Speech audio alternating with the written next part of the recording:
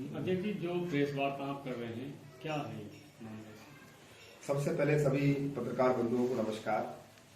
आज ये प्रेस वार्ता जिला कांग्रेस कमेटी अमरोहा द्वारा आयोजित की गई है और इसका जो मुद्दा है, जो नगर निकाय चुनाव में जनपद अमरोहा में उत्तर प्रदेश की सरकार द्वारा और जिला प्रशासन द्वारा मतदान के दौरान गड़बड़ी की गई है, उसको लेकर हम लोग आज प्रेस कॉन्फ्रेंस कर रहे हैं। 4 तारीख को मतदान हुआ और जिस दिन से नामांकन हुआ उसी दिन से ऐसा लगा कि जैसे नगर निकाय का चुनाव भारतीय जनता पार्टी नहीं लड़ रही है, उत्तर प्रदेश की सरकार और जिले का प्रशासन लड़ रहा है। सबसे पहले लोगों के पर्चे खारिज किए गए, जहां जहां भी मजबूत उम्मीदवार थे और उन्हें लग रहा था कि ये लोग भारतीय जनता पार्टी के प्रत्याशियों को हरा सकते हैं, उनके पर्चे खारिज किए गए बिना किसी कमी के।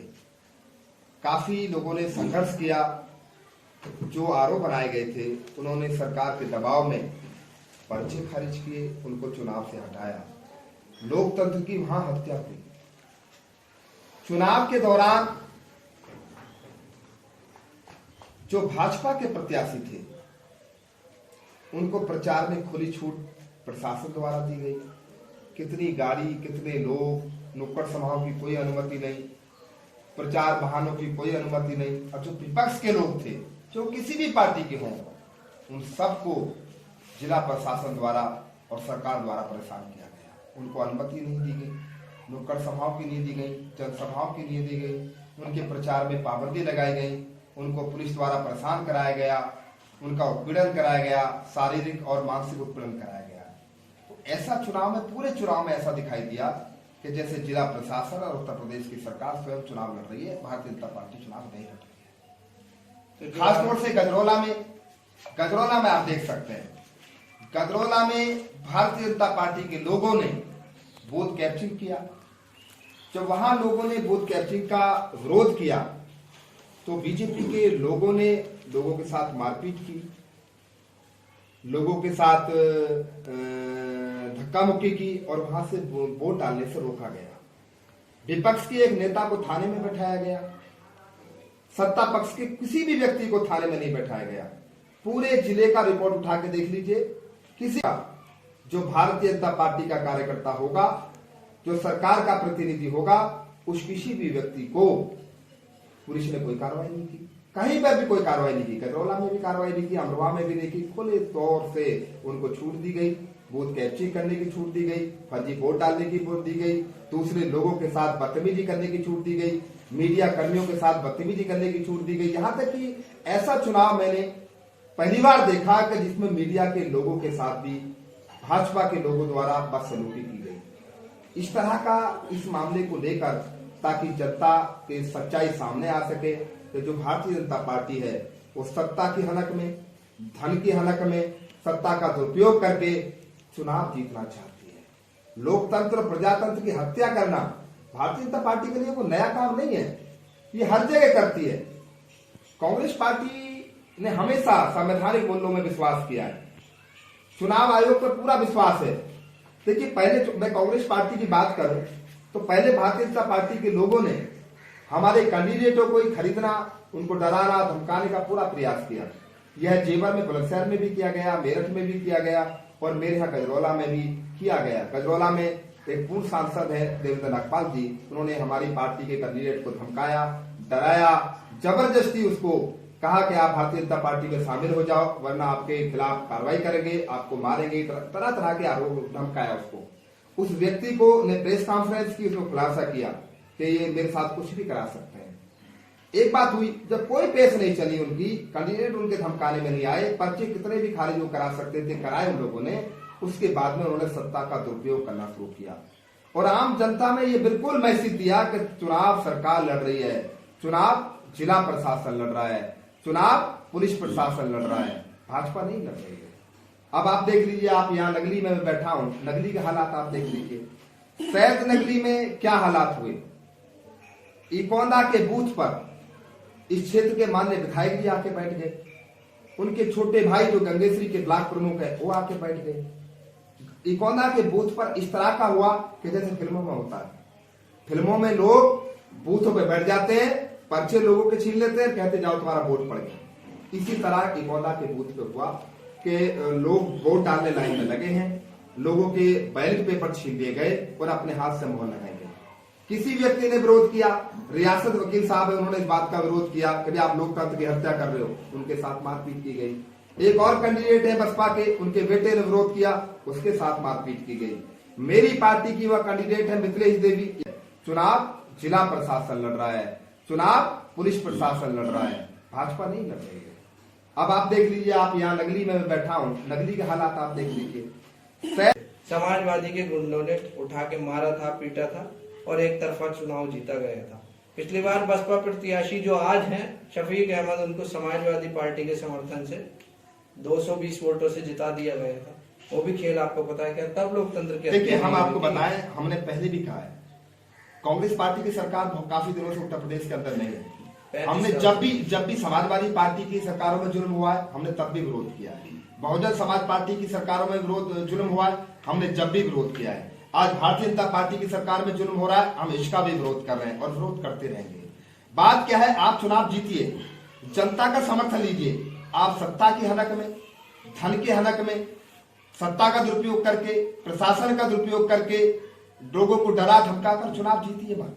आप चुनाव तो जीत सकते हैं, आप एमपी, एमएलए, मेयर, चेयरमैन बन सकते हैं, परंतु आप नेता नहीं बन सकते।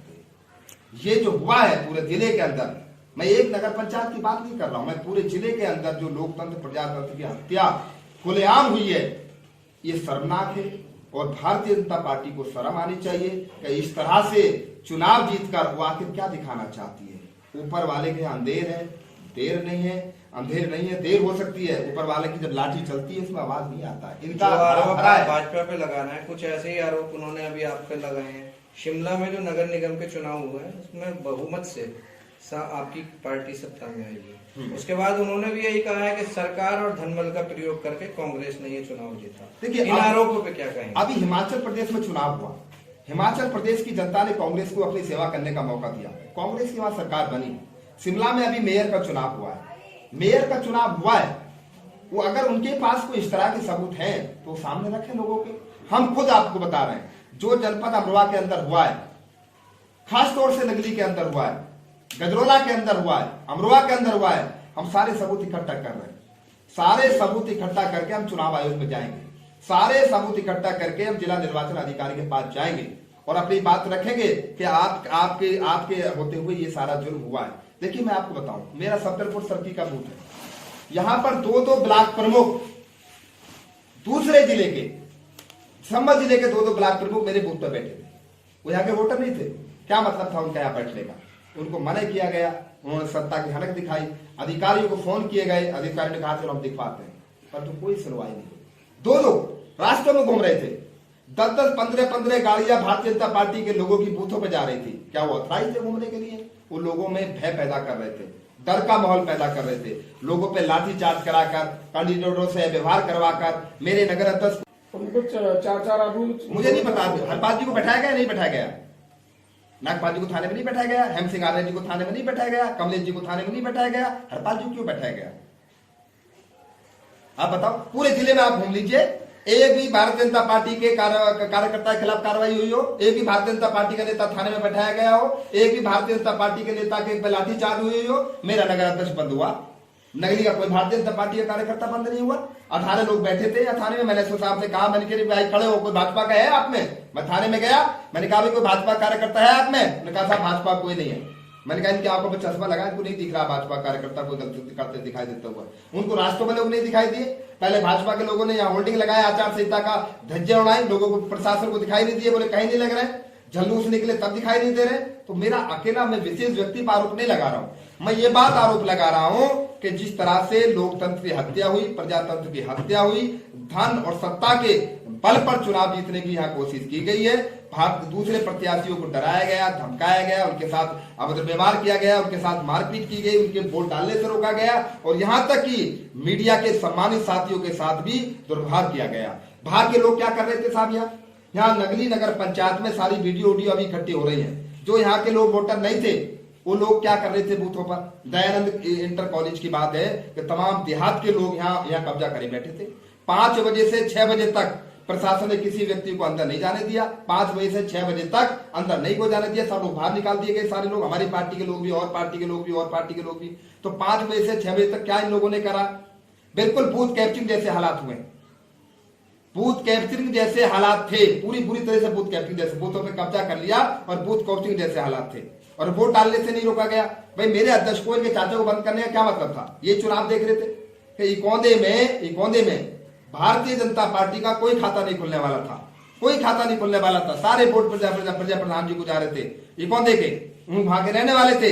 इनको दोनों को बंद कराकर, इन पर लाठीचार्ज कराकर, इनके समर्थकों को वहां से भगा के ये तय कर दिया कि इनका कुछ नहीं है, वहां वोट डाल दिए गए। अब आप क्या चाहते हैं इस प्रेस कॉन्फ्रेंस के माध्यम से? हम कॉन्फ्रेंस के माध्यम से बात करना चाहते हैं कि हमारी बात आपके माध्यम से जिला निर्वाचन अधिकारी तक जाए, पुलिस तक जाए, सरकार तक बताए। खास तौर से जो लोकतंत्र में जनता मालिक होती है, जनता को इस बात की सच्चाई सामने आनी चाहिए कि आखिर की भारतीय जनता पार्टी चुनाव कैसे लड़ी, कैसे वो चुनाव में उन्होंने बेईमानी करी है, कैसे चुनाव में उन्होंने जबरदस्ती वोट डाले हैं, कैसे चुनाव में फर्जी वोट डाले हैं, कैसे चुनाव के बूथों पर उन्होंने कब्जा किया है, कैसे और पार्टी के एजेंटों को मार मार के पुलिस द्वारा बाहर निकाला गया, किस तरह से और पार्टी के प्रत्याशियों को